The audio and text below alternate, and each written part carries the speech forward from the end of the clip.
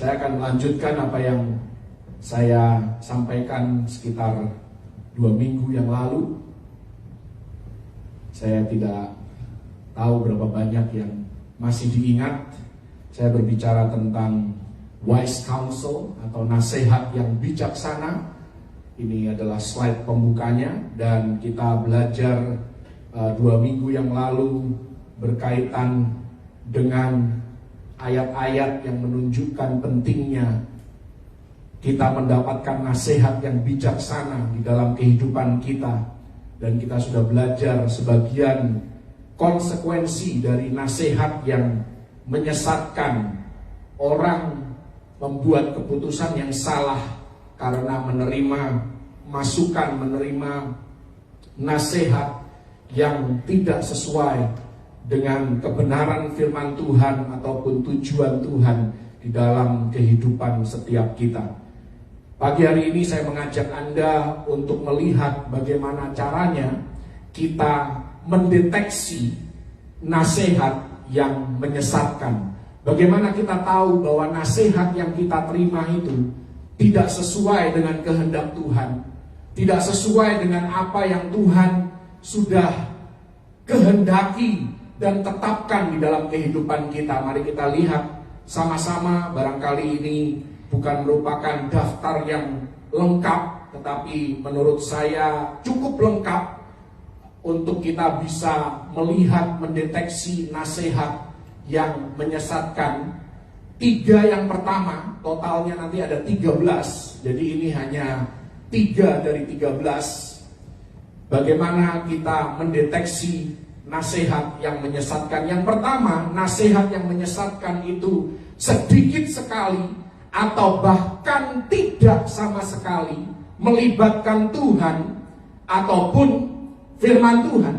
Dan di sini saya memberikan 2 contoh yang kontras. Yang pertama adalah nasihat yang diterima oleh anak Salomo bernama Rehabeam. Dia punya 2 kelompok penasehat. Yang pertama adalah kelompok tua-tua yang sudah mendampingi ayahnya Salomo selama 40 tahun memerintah kerajaan Israel. Di lain pihak ada kelompok anak-anak muda, teman-teman sebaya daripada Rehabeam, yang kita tahu mereka mungkin teman dari kecil, mereka bertumbuh besar sama-sama, mereka main sama-sama, mereka sudah saling mengenal satu sama lain. Tetapi kalau Anda perhatikan kenapa kerajaan Israel itu sampai pecah di zaman Rehabeam, karena Rehabeam menerima nasihat yang menyesatkan. Nasihat yang diberikan oleh teman-teman sebaya Rehabeam sama sekali tidak melibatkan Tuhan, tidak melibatkan firman Tuhan. Teman-teman sebaya daripada Rehabeam sama sekali tidak bertanya kepada Tuhan, dan tidak ada catatan di dalam Alkitab. Kalau Anda membaca di dalam 1 Raja-Raja 12, bahwa teman-teman daripada Rehabeam adalah orang-orang yang intim dengan Tuhan. Nah, ini sudah menjadi alarm keras di dalam kehidupan kita. Kalau nasihat yang kita terima itu tidak ada firman Tuhannya, tidak ada Tuhannya, tidak melibatkan Tuhan sama sekali. Mari kita bandingkan dengan apa yang Yusuf sampaikan ketika dia diminta untuk memberikan nasihat, untuk menginterpretasikan mimpi daripada Fir'aun. Nanti Anda buka ayatnya di dalam Kejadian 41, bisa diklik. Kejadian 41 ayat 16 dan juga ayat yang ke-25 itu mirip kata-katanya. 2 kali Yusuf berkata, bukan sekali-kali aku, melainkan Allah juga yang akan memberitakan kesejahteraan kepada tuanku Fir'aun. Coba diklik. Klik lagi. Kita lihat yang bagian kedua. Kata Yusuf kepada Fir'aun, kedua mimpi tuanku Fir'aun itu sama. Allah telah memberitahukan kepada tuanku Fir'aun apa yang hendak dilakukannya. Jelas perkataan Yusuf, nasihat Yusuf itu menunjukkan bahwa dia orang yang memuliakan Tuhan. Orang yang hanya mau melihat Tuhan mendapatkan perhatian, Tuhan mendapatkan kemuliaan dan kehormatan. Nah, ini baru tanda bahwa nasihat itu minimal sudah dimulai dengan spirit yang benar. Mari kita lihat, klik. Yang kedua, tanda bahwa nasihat yang kita terima itu menyesatkan atau nasihat yang tidak bijaksana adalah tidak adanya doa. Tidak ada yang namanya bertanya kepada Tuhan. Kita melihat kembali Rehabeam. Rehabeam menerima nasihat tanpa dia berdoa, langsung tanya sama Tuhan. Tidak ada catatan di Alkitab bahwa Rehabeam minta petunjuk dari Tuhan. Nah, lalu kontraskan itu dengan Daniel. Daniel, ini ada ayat-ayatnya, coba diklik. Daniel 2 ayat 17 dan 18. Kemudian pulanglah Daniel dan memberitahukan hal itu kepada Hananya, Misael dan Asaria. Ini adalah Sadrak, Mesak, Abednego, nama Ibrani mereka, teman-temannya, dengan maksud supaya mereka memohon kasih sayang kepada Allah semesta langit mengenai rahasia itu, supaya Daniel dan teman-temannya jangan dilenyapkan bersama-sama orang-orang bijaksana yang lain di Babel. Pada waktu itu Nebukadnezar mendapatkan mimpi dan dia gelisah, dia gusar karena dia tidak tahu apa arti mimpinya, dan dia minta Daniel bukan hanya untuk menginterpretasikan mimpinya, tetapi untuk kasih tahu kepada raja mimpinya itu apa. Mungkin raja Nebukadnezar lupa mimpinya apa, kan seringkali kita mimpi kita lupa kan. Waktu bangun kita tadi mimpi apa ya, tapi kok hal itu membuat aku gelisah. Nah, itulah yang dialami oleh Nebukadnezar. Sehingga dia penasaran sekali, dia minta Daniel. Dan apa yang dilakukan oleh Daniel? Setelah tahu bahwa orang-orang bijaksana yang lain yang di Babel gagal melakukan hal itu, dan sekarang mereka terancam nyawanya, Daniel bukan hanya meminta petunjuk dari Tuhan, tetapi dia kumpulkan teman-temannya yang dia tahu akrab dengan Tuhan, yang suka berdoa, yang suka memuji menyembah Tuhan, untuk ayo kita doa sama-sama. Ini baru nasihat yang benar. Ini baru nasihat yang bijaksana. Klik. Kita lihat di dalam kehidupan Daud, klik lagi. Di dalam 2 Samuel 16 ayat 23 dikatakan, pada waktu itu nasihat yang diberikan Ahitofel adalah sama dengan petunjuk yang dimintakan daripada Allah. Demikianlah dinilai setiap nasihat Ahitofel, baik oleh Daud maupun oleh Absalom. Ahitofel ini salah satu penasehatnya Daud. Setiap kali dia kasih nasihat, sekalipun dia orang yang dekat dengan raja, raja tidak percaya begitu saja. Inilah contoh orang yang benar-benar mengandalkan Tuhan dan tidak mengandalkan manusia. Karena dia selalu cek dengan Tuhan, dia selalu cek dengan firman Tuhan, sesuai enggak? Mari kita contoh dan kita teladani Daniel yang menilai setiap nasihat yang diterimanya apakah sama dengan petunjuk Tuhan. Kita lihat contoh yang berikutnya dalam 1 Samuel, coba diklik, klik dan klik lagi. 1 Samuel 30 ayat 8. Kemudian bertanyalah Daud kepada Tuhan. Ini Daud sedang terpuruk di kota namanya Ziklag. Dan Daud terpuruk ini karena kesalahannya sendiri. Karena dia tidak percaya nubuatan yang dia terima dari Tuhan melalui orang-orang di sekitar kehidupannya. Dikatakan 3 kali Daud ini akan menjadi raja, tapi dia tidak percaya. Dia malah pura-pura gila. Dia berseberangan sekarang dengan umat pilihan Tuhan. Dia memihak kepada musuh, kepada bangsa yang adalah seterunya Tuhan. Akhirnya dia masuk dalam masalah di Ziklag. Sekarang istri-istrinya, anak-anaknya semua diambil oleh orang Amalek. Kotanya dibakar, semua asetnya habis. Dan apa yang Daud lakukan? Dia bertanya kepada Tuhan. Ini yang harus kita lakukan. Pertama kali kita bertemu dengan masalah, hal pertama yang harus kita lakukan adalah tanya sama Tuhan. Jangan langsung sibuk cari teman, siapa aku bisa curhat, dari mana aku bisa mendapat masukan. Kita sudah tahu kan ayatnya Yeremia 17. Diberkatilah orang yang mengandalkan Tuhan dan bukan kekuatannya sendiri. Haleluya. Yang berikutnya coba diklik 2 Samuel 5 ayat 17 sampai 25, nanti Anda baca. Demikian juga waktu Daud berhadapan dengan Filistin, Daud juga meminta petunjuk dari Tuhan. Dan kita melihat dua contoh orang, Daud dan Daniel, adalah orang-orang yang memiliki kehidupan doa yang baik, selalu bertanya sama Tuhan untuk segala hal. Demikian juga dalam kehidupan kita. Kalau kita butuh nasihat, kita butuh masukan, kita butuh advice untuk membuat keputusan, mari kita belajar untuk pertama kali datang kepada Tuhan dan bertanya tentang kehendaknya. Haleluya. Yang ketiga, cara mendeteksi nasihat yang tidak bijaksana atau bahkan menyesatkan adalah nasihat tersebut menyarankan tindakan yang bertentangan dengan firman Tuhan. Ya, ini mirip-mirip 1, 2, 3 ini saudara. Makanya ini perlu digabungkan, tidak bisa satu tanda berdiri sendiri, tetapi saling terkait satu sama lain.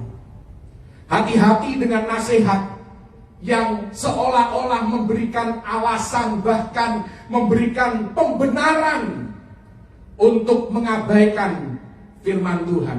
Seringkali kita mendapat nasihat atau masukan, firman Tuhan itu kuno, firman Tuhan itu sudah tidak relevan lagi hari-hari ini. Itu sudah pasti nasihat yang menyesatkan. Oh, bagaimana kamu bisa kaya? Ini dari zaman dulu saudara, saya dikasih tahu, bahkan di lingkungan keluarga saya. Bagaimana kamu bisa kaya kalau ikut prinsip firman Tuhan? Bagaimana kamu bisa diberkati secara finansial kalau ikut cara-caranya Alkitab? Nggak bisa. Tapi bagi saya, puji nama Tuhan, bukan karena kuat dan gagah saya, Tuhan yang pelihara saya. Sampai hari ini prinsip saya bersama dengan Tuhan, tidak ada yang mustahil. Haleluya. Karena itu jangan percaya pada nasihat-nasihat yang mengesampingkan firman Tuhan. Gak apa-apa dosa, toh kita ini orang berdosa.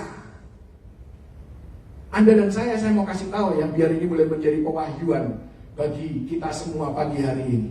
Anda dan saya, setelah kita mendeklarasikan diri sebagai Kristen dengan cara percaya kepada Yesus sebagai Tuhan dan Juru Selamat kita, kita bukan lagi orang berdosa.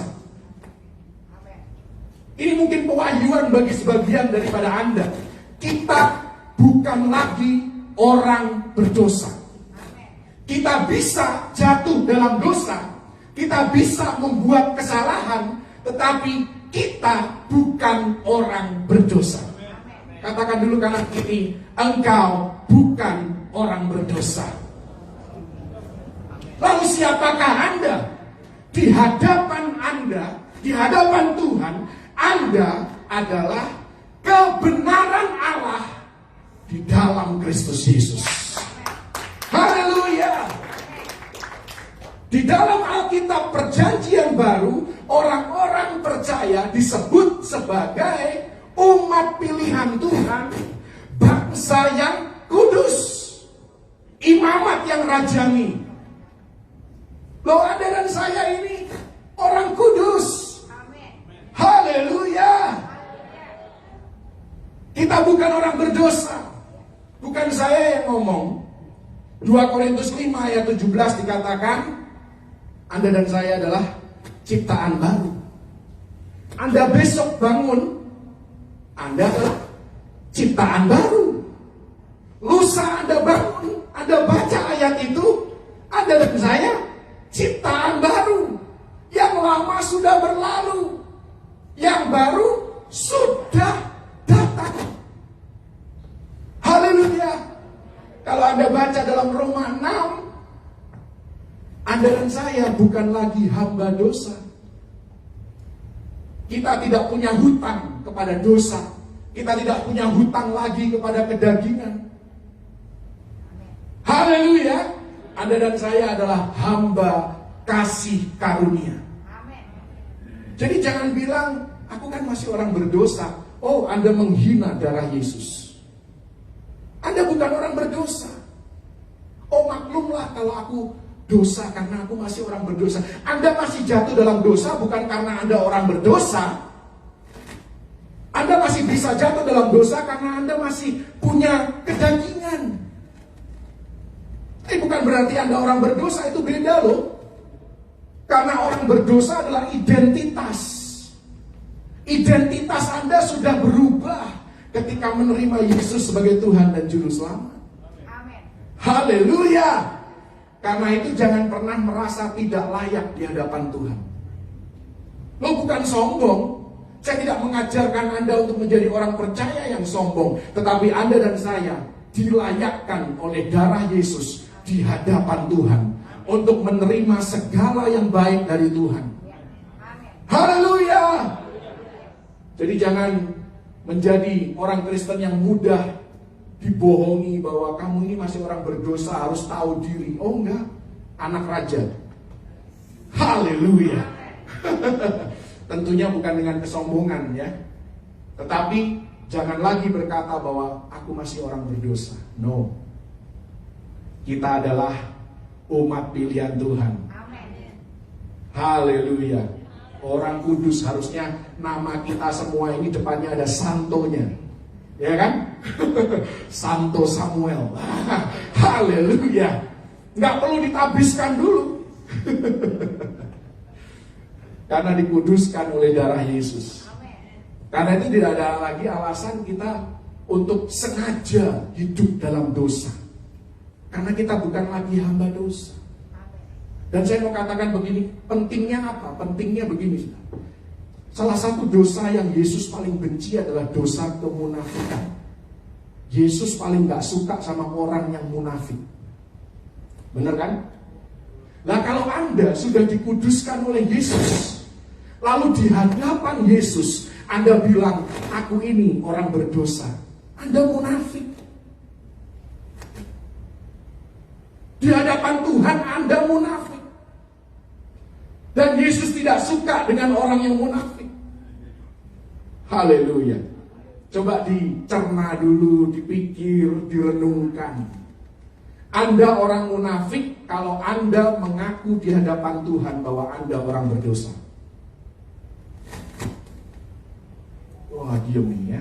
Saya berharap Anda diem karena mikir.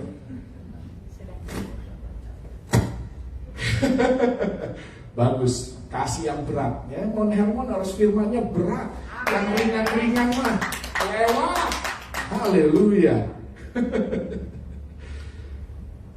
Saat memberikan saran, saat memberikan nasihat, kalau kita sebagai konselor, sampaikan saja isi firman Tuhan. Biarkan pelaku daripada masalah itu yang memutuskan. Ya, baru-baru ini istri saya diberikan privilege untuk mengkonseling orang yang mau cerai. Puji Tuhan, istri saya tidak pernah ngomong, udahlah cerai aja. Nggak ada. Dan konselor nggak boleh seperti itu. Tugas konselor adalah menyampaikan kalau firman Tuhan itu seperti ini loh. Silahkan putuskan.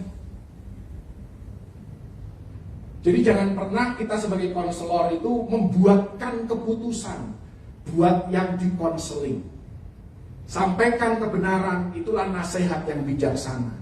Nasihat yang melibatkan firman Tuhan, yang melibatkan Tuhan di dalam sesi konseling tersebut.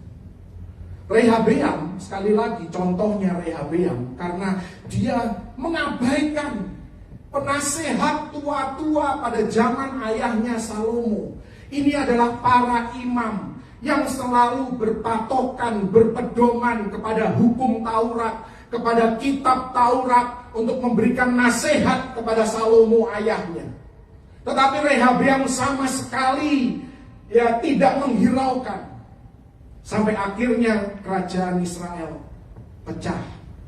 Salomo kita tahu diberkati dan dikaruniai oleh Tuhan menjadi orang yang paling bijaksana yang pernah hidup selain Yesus tentunya.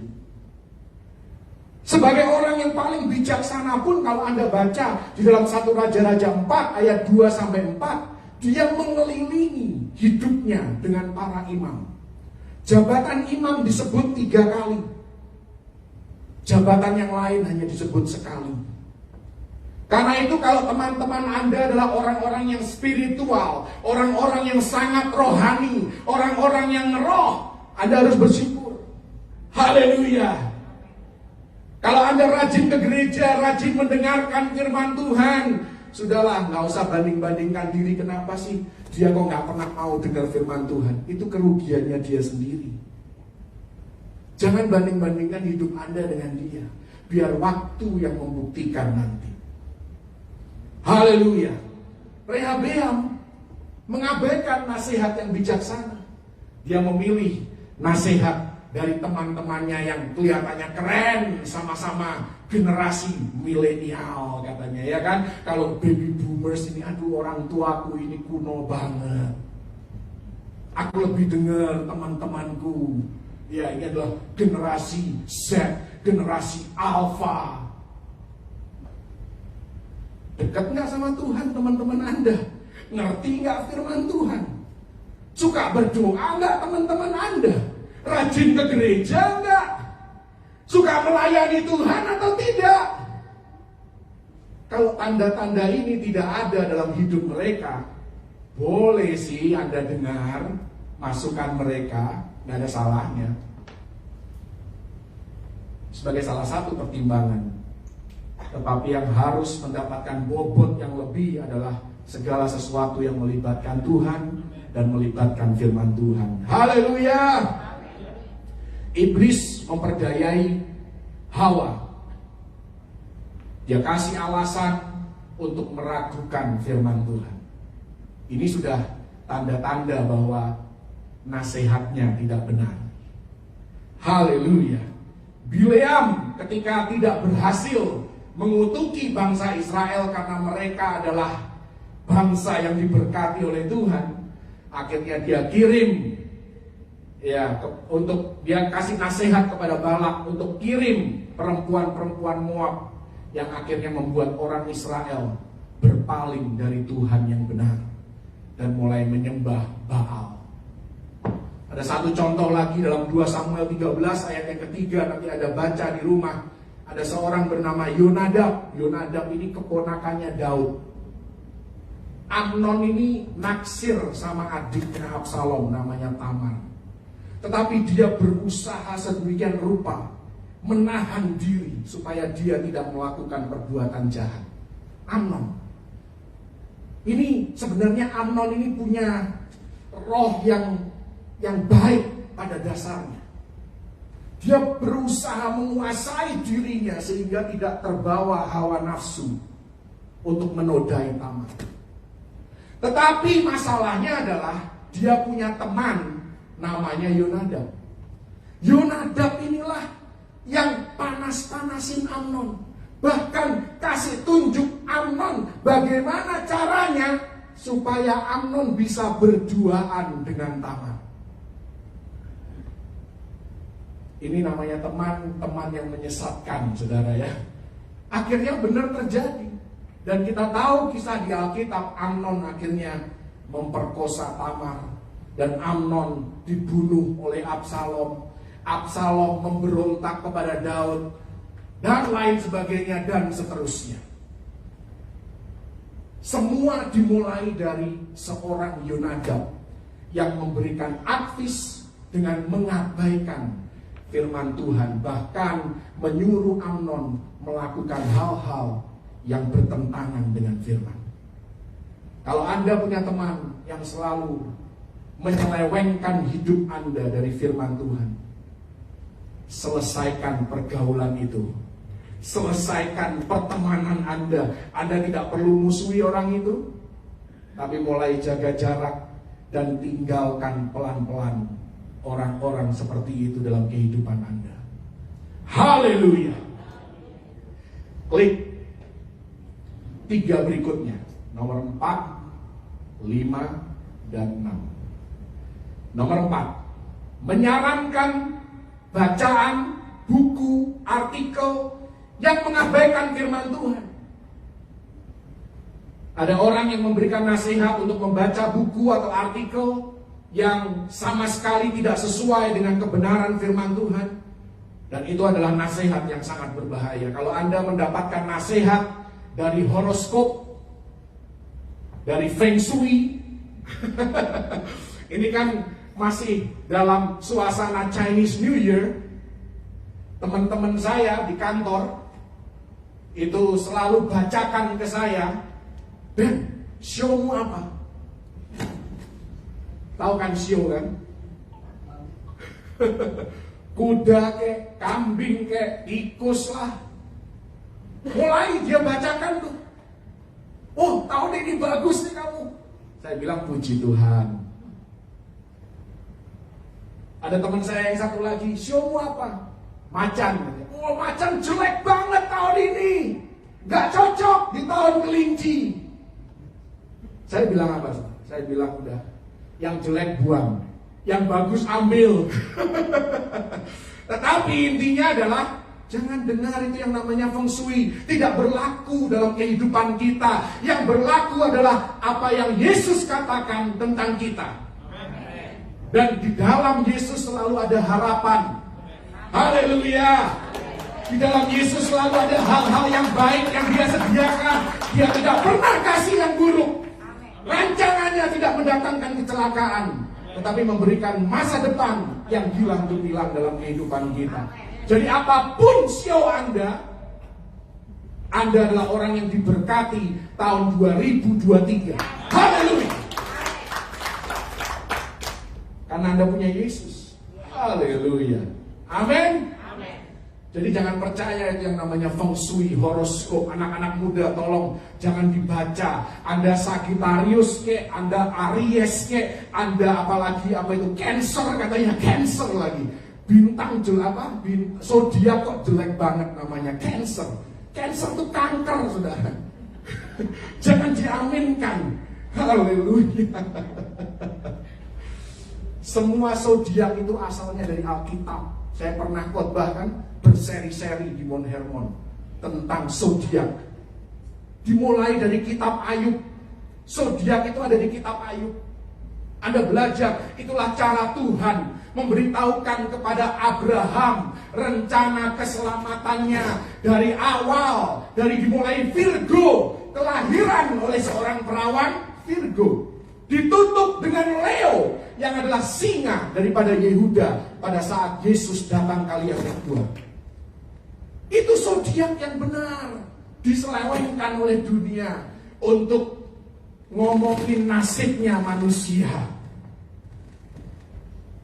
Sudah gak benar, saudara. Kalau sudah seperti itu, sudahlah, gak usah dibaca. Haleluya. Baca aja firman Tuhan udah lebih daripada cukup. Jangan mendasarkan hidup Anda bahkan pada penglihatan yang tidak sesuai dengan kebenaran firman Tuhan. Pada pengalaman pribadi. Coba dibaca itu, klik 1 Korintus 4 ayat yang ke-6. Jangan melampaui yang ada tertulis. Ini firman Tuhan loh. Anda boleh dapat penglihatan, dapat kata-kata nubuatan, semua itu dahsyat. Yang paling penting ini, sesuai nggak dengan apa yang firman Tuhan katakan? Kalau nubuatan yang Anda buat, yang Anda terima, ngomongnya sudah, oh kamu ini ada kutuk dalam hidupmu, sudah pasti bukan dari firman Tuhan. Di dalam diri orang percaya tidak ada yang namanya kutuk. No curse. Kutuk generasi gimana Pak Pendeta? Tidak ada. Semua sudah ditanggung oleh Yesus di atas kayu salib. Anda jatuh dalam dosa pun, yang Anda alami adalah konsekuensi dari dosa, bukan kutuk. Tuhan tidak mengutuk orang percaya. Tuhan hanya memberkati orang percaya. Haleluya. Makanya pernah saya bilang di sini kan, kalau baca Ulangan 28, stop di ayat 14. Stop. Karena ayat 15 ke bawah itu sudah ditanggung di atas Kalvari. Nanti ada baca di rumah ayat 15 sampai 70-an itu kan. Itu semuanya kutuk, terkutuklah ini, terkutuklah itu. Semua kutuk itu sudah Tuhan ubahkan jadi berkat. Haleluya. Kalau Anda mau ngikutin perjanjian lama, saya nggak bisa beribadah di gereja, nggak boleh. Kenapa? Saya pakai kacamata. Ada cacat, saya nggak boleh datang ke gereja. Anda yang punya cacat fisik, Anda tidak boleh menginjakkan kaki di Geraha Betel. Kalau Anda mau ikut perjanjian lama, nggak boleh. Anda datang kepada Tuhan harus dalam keadaan sempurna, fisik dan rohani. Anda sempurna ini secara fisik, tapi kerohanian Anda cacat, Anda bisa mati di dalam hadirat Tuhan. Anda bisa mati di dalam kemah pertemuan. Gak macam-macam, saudara. Tetapi kita hidup bukan di zaman perjanjian lama. Kalaupun baca ayat di perjanjian lama, pakailah kacamata yang namanya kacamata Kalvari. Itu merek baru, saudara. Kacamata Kalvari. Semua yang berbau kutuk, kalau Anda pakai kacamata Kalvari, Anda akan bersuka cita. Dan Anda seharusnya berkata kepada Yesus, Yesus, terima kasih untuk pengorbananmu di atas kayu salib. Terima kasih Engkau menanggung segala kutuk yang seharusnya tertimpa dalam hidupku. Itu cara membaca Alkitab yang benar. Amin. Haleluya. Kita harus bersyukur kita hidup di perjanjian baru. Makanya tokoh-tokoh Alkitab di perjanjian lama itu mereka menanti-nantikan. Mereka sudah dapat penglihatan nih tentang apa yang nanti akan terjadi. Mereka itu iri sama kita. Kita seringkali iri sama yang namanya Abraham, Ishak, Yakub. Kita iri sama mereka, kira iri sama Yusuf. Mereka itu iri sama kita. Mereka yang iri sama kita. Suatu hari nanti di surga, saya sih tadinya kepengen nanya-nanya sama tokoh-tokoh bapak-bapak rohani di perjanjian lama. Oh, bagaimana pengalamanmu? Bagaimana Elia? Engkau rasanya menurunkan api dari langit. Gimana rasanya? Gimana rasanya engkau diangkat ke surga? Tahu nggak? Elia nanti kepengen nanya sama Anda. Bagaimana rasanya punya Roh Kudus yang tinggal di dalam dirimu. Roh Kudus yang tidak keluar dan tidak masuk, tidak datang dan pergi sesuka hatinya. Dia ngiri sama Anda. Karena kita punya Tuhan di dalam tubuh kita. Mereka tidak punya. Roh Kudus di perjanjian lama mereka datang. Waktu Roh Kudus datang mereka termanifestasi. Mereka buat tanda mujizat. Tapi waktu Roh Kudusnya pergi, mereka manusia biasa, tidak punya kuasa apa-apa. Anda dan saya di perjanjian baru, Roh Kudusnya nggak kemana-mana, tinggal di sini, saudara. Haleluya. Tubuh Anda adalah bait Roh Kudus. Jadi jangan terlalu terkagum-kagum. Boleh belajar dari kehidupan mereka, tidak ada salahnya. Tapi saya mau katakan, hidup Anda itu diinginkan oleh mereka. Inilah kadang-kadang kan manusia ini terbalik-balik. Kita kepengen kehidupan orang lain tanpa menyadari betapa diberkatinya hidup kita. Haleluya. Karena itu jangan pernah iri dengan hidup orang lain. Mereka boleh kelihatannya lebih diberkati, lebih sukses, lebih makmur. Kita nggak tahu isi dalam kehidupan mereka. Kita tidak tahu pergumulan hidup mereka. Kita tidak tahu sakit penyakit mereka. Saya punya teman yang kelihatannya makmur, wah, hidupnya mewah, mau beli apapun bisa. Satu, anaknya autis. Dua, kalau kencing keluar darah. Tiga, setiap berapa kali sekali harus pergi ke dokter saraf karena dia sarafnya kejepit. Kalau dilihat dari luar, gagah, dahsyat, sukses. Tapi kalau saya sih nggak mau kehidupan seperti itu. Karena itu jangan terlalu mudah untuk membanding-bandingkan diri dengan orang lain. Kita tidak tahu pergumulan mereka. Kita tidak tahu penderitaan mereka. Kalaupun tidak ada penderitaan dalam kehidupan mereka pun, Anda tidak boleh iri. Karena Tuhan sudah menetapkan jalur kita masing-masing. Jalani saja pertandingan iman kita. Dan selesaikan sampai kita didapati taat dan setia. Haleluya. Firman Tuhan katakan, Mazmur 119 ayat 105, firman-Mu pelita bagi kakiku dan terang bagi jalanku. Memang dalam kehidupan kita itu Tuhan tidak kasih kita lampu sorot. Tuhan itu bekali kita dengan lampu senter. Tahu kan bedanya kan?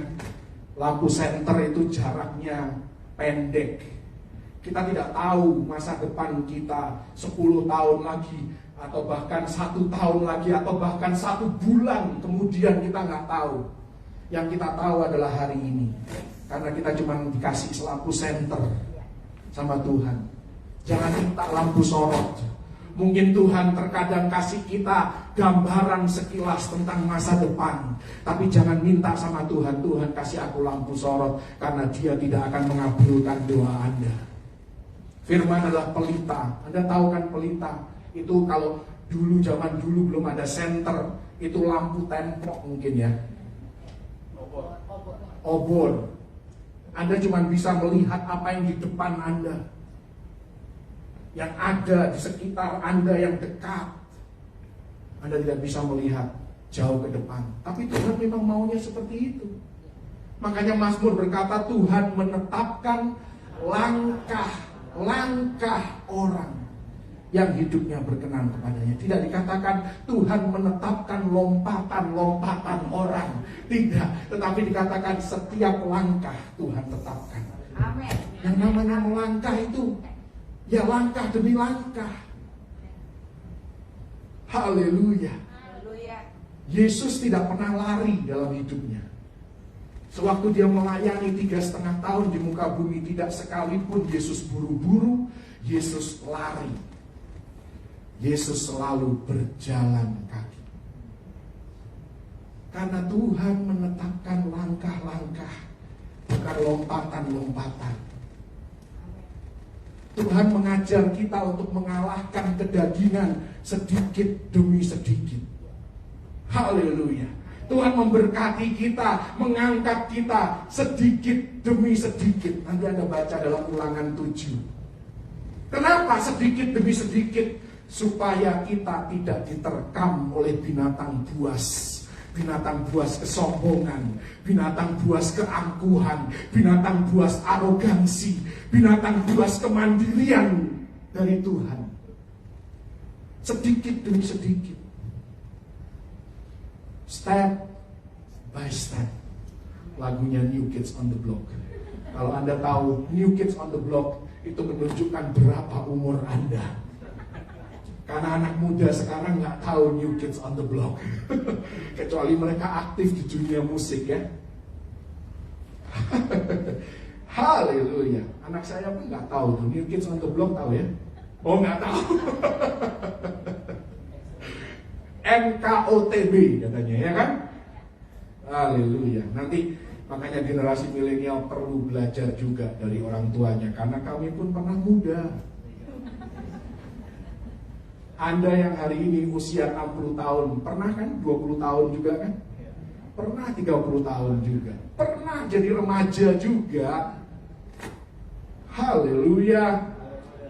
Mari generasi milenial, jangan remehkan orang tuamu. Yang kelima, nasihat hanya untuk menyenangkan telinga. Ini bahaya, saudara.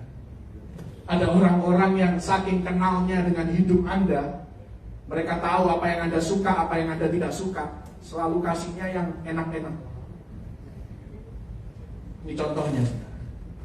Nabi Mika versus para nabi palsu. 1 Raja-Raja 22 ayat 1 sampai 40.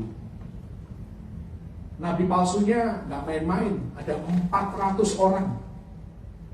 Kasih nasihat, maju aja perang, gak apa-apa. Karena itu yang mau didengar oleh Ahab. Akhirnya apa? Matilah Ahab, terbunuh dalam peperangan itu. Cuman satu nabi yang berani ngomong yang sebenarnya, namanya Mika. Tapi Ahab gak suka, karena Mika ini seolah-olah selalu menentang dia. Anda harus bersyukur kalau Anda punya ide, ada yang berani menentang, ada yang berani kritik, ada yang berani memberikan perspektif yang lain. Anda harus bersyukur. Jangan Anda ngomong, udahlah, gak sesuai, aku maunya ini, ya harus terjadi ini. Kalau seperti itu ya gak apa-apa juga sih. Tapi kalau salah ya tanggung sendiri dong. Gak apa-apa kalau Anda gentleman. Tapi kalau Anda tidak gentleman, lebih baik mulai dengan benar di awal. Haleluya. Kita seringkali dengar, saya gak tahu Anda pernah mendapatkan broadcast atau tidak. Kan ada broadcast di WhatsApp itu kemarin ini sebenarnya broadcast sudah lama banget. Ini mengilustrasikan nomor 5 ini dengan baik. Muncul lagi akhir-akhir ini. Dikatakan dalam broadcast itu, orang yang menemukan treadmill. Anda tahu treadmill kan? Yang alat lari di tempat, alat olahraga di gym itu. Penemu treadmill itu mati di usia 54 tahun. Padahal dia yang menemukan alat olahraga ini. Penemu senam mati di usia 57 tahun. Ini usia muda semua ini. Juara dunia binaraga mati di usia 41 tahun. Ya ini yang orang suka ini. Pembuat rokok mati di usia 88 tahun. Ini nasihat yang menyenangkan telinga ini. Penemu minuman keras mati di usia 98 tahun. Yang suka olahraga aja 40-50 tahun mati. Yang suka minum-minum 90-an tahun matinya. Ini nasihat yang menyenangkan telinga. Bener gak? Kelinci yang lincah suka lompat-lompat 2 tahun mati. Kura-kura yang gak pernah olahraga, jalannya lambat, 120 tahun umurnya. Oh, ini nasihat yang menyenangkan telinga. Tapi saya mau bilang, gak benar. Gak benar, saudara. Semua itu terbalik-balik, saudara. Kalau Anda cari di Google itu terbalik-balik. Yang penemu rokok itu mati muda. Yang suka olahraga itu yang umurnya panjang. Itu pun saya bilang tidak bisa dijadikan formula. Hanya karena Anda rajin olahraga umur panjang. Terus kemudian Anda mengambil ekstrim yang lain. Kalau gitu aku mau hidup hura-hura, foya-foya, pesta pora. Karena hidupku ada di tangan Tuhan, katanya. Itu nasihat sesat. Kita harus tetap jaga. Sebisa yang kita jaga, sebisa yang kita mampu. Memang Tuhan yang menentukan segala sesuatu, tapi bukan berarti terus kita hidup suka-suka. Ya, orang-orang yang hidupnya suka-suka dengar yang broadcast seperti tadi itu, wah, amin, haleluya. Minum aja terus, mabuk aja terus. Toh di Alkitab juga disuruh minum alkohol. Nggak ada tuh ayatnya. Ada nggak kata alkohol di Alkitab? Yang ada anggur. Dan Anda tahu anggurnya itu beralkohol atau tidak? Anda juga nggak tahu kan? Itu kan asumsi Anda saja. Oh, anggur pasti beralkohol. Itu kan zaman sekarang. Udahlah, itu khotbah untuk waktu lain. Saya harus selesaikan poin yang ke-6. Cara mendeteksi nasihat yang menyesatkan. Nomor 6, penasehat ingin mengontrol atau membuat Anda sebagai penerima nasihat ketergantungan dengan mereka. Dan firman Tuhan jelas berkata bahwa terkutuklah orang yang mengandalkan manusia, diberkatilah orang yang mengandalkan Tuhan. Sebagai contoh di sini adalah iblis. Iblis ini berusaha membujuk Hawa karena dia punya agenda. Dia mau mengontrol seluruh umat manusia. Dan akhirnya dia mendapatkan itu. Dan saya sudah jelaskan kenapa iblis pilihnya Hawa bukan Adam kan? Karena Adam tahu identitas dirinya di hadapan Tuhan. Adam jatuh karena istrinya. Istrinya yang tidak mengerti firman, istrinya yang tidak punya jati diri karena waktu itu dia belum punya nama. Makanya hidup kita harus terus disirami dengan firman Tuhan. Seperti yang tadi saya sampaikan, bahwa kita ini bukan orang berdosa lagi. Itu penting dalam kehidupan kita, menentukan lifestyle kita. Karena kalau kita oke dengan dosa, karena kita merasa bahwa aku ini masih orang berdosa, itu kan pengaruh kan, mindset kita menentukan cara hidup kita. Tapi kalau mindset kita berkata, aku bukan lagi orang berdosa, aku adalah senjata kebenaran di tangan Tuhan. Mindset kita adalah, oh, aku harus berlaku benar, aku harus berbuat adil, aku harus menunjukkan kasih. Kan beda kan? Jadi right believing leads to right living. Kepercayaan yang benar termanifestasi di dalam lifestyle yang benar. Tapi kepercayaan yang salah, lifestyle-nya juga salah. Akhirnya karena aku orang berdosa, ya udahlah, oke lah dengan dosa ini, dengan dosa itu. Mulai membanding-bandingkan, aku kan masih lebih baik daripada orang yang membunuh, orang yang berzina. Akhirnya ada lagi dosa kecil, dosa besar, ya kan, dosa sedang. Dimulai dari mindset kita, dimulai dari nasihat, masukan yang kita terima. Amin. Karena itu berhati-hati, selalu bertanya kepada Tuhan, miliki hubungan pribadi yang intim, yang dekat dengan Tuhan, bergaulah dengan firman Tuhan, supaya Anda bisa mendeteksi mana masukan yang memang sesuai dengan kebenaran firman Tuhan dan kehendak Tuhan di dalam kehidupan kita. Amin. Tuhan Yesus memberkati. Haleluya.